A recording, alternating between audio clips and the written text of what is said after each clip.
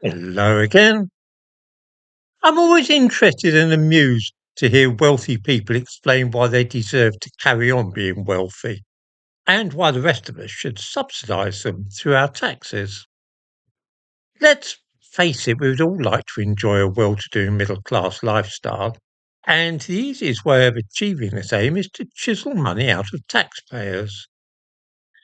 Lawyers who work the system on behalf of asylum seekers are a prime example of this unlovely breed. Because at the back of their mind, they know that they are aiding in the destruction of their nation. The lure of all that money is simply great for them to resist. Refugees and asylum seekers seldom have any money of their own, and so rely upon us to pay for their barristers, which we do via our taxes, which are used to finance the legal aid scheme. There are so many asylum seekers these days fighting cases under human rights legislation that it is a boom industry, with plenty of money to go around for all the parasitic leeches who feed from the mess which successive governments have produced. The newspaper in Britain has published an article by one of these awful types, and it is headed, "I'm a lawyer for asylum seekers. They are teachers and nurses who just want to work." That headline alone is, of course, massively dishonest, and it's not hard to see why.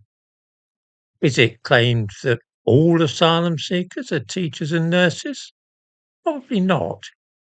Is the writer saying that some asylum seekers are teachers and nurses? If so, what proportion? Are most of them professionals? A few? A tiny minority? We must read the article to find out. I give a link to the piece in the description to this video. We read that there are lots of misconceptions about asylum seekers. One of the main myths is that people come here and aren't willing to integrate and they don't like our country. That's not what I hear from my clients who want to gain settled status.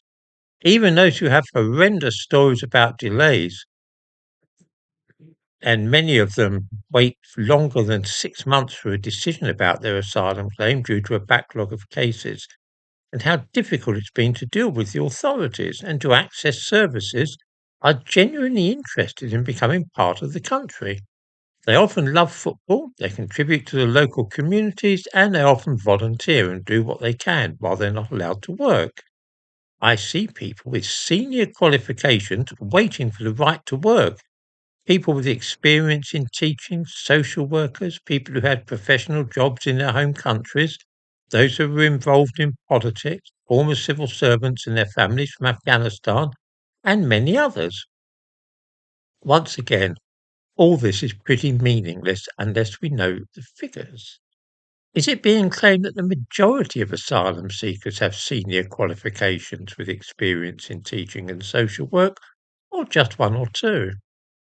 Most of those arriving here in small boats are young men, and it seems unlikely that all that many are old enough to have achieved senior qualifications in social work or indeed any other field. Or is this barrister talking about a few exceptional cases? Without being told, we cannot really say much about these claims. He continues, "I've got clients who are Sudanese or Eritrean.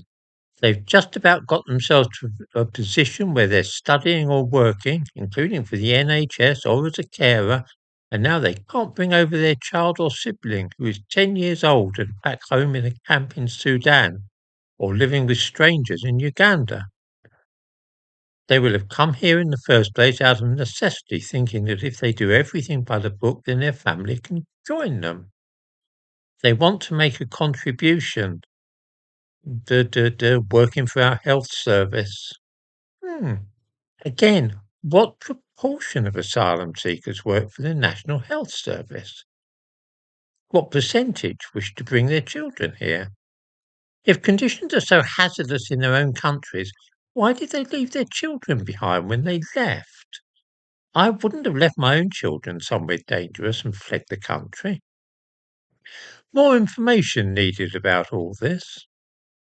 I found this last bit particularly amusing. There's this idea in some of the press that we are lefty fat cats, but we aren't amazingly well paid given the hours we put into cases and we do a lot of work pro bono. We have to deal with clients who are often really unwell and there isn't any support. I'm a lawyer, but I often feel just as much that I am a social worker. I've known a few barristers, but it has generally been pretty easy to tell the difference between them and social workers. Do read the speech in its entirety if you want a good chuckle. I can honestly say there's a laugh in every paragraph.